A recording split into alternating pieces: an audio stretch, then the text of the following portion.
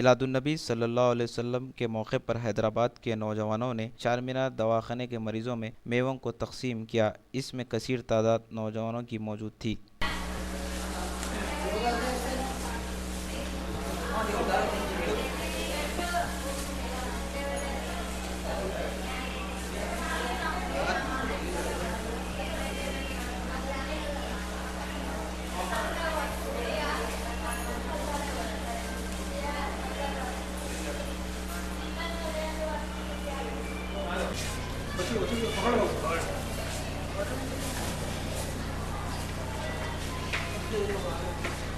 अस्सलामुअलैकुम।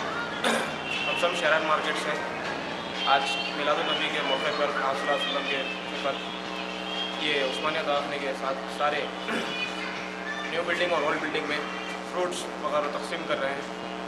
इंशाल्लाह और अगर और रहा इंशाल्लाह तो और कर सकेंगे। आप लोगों का नाम है?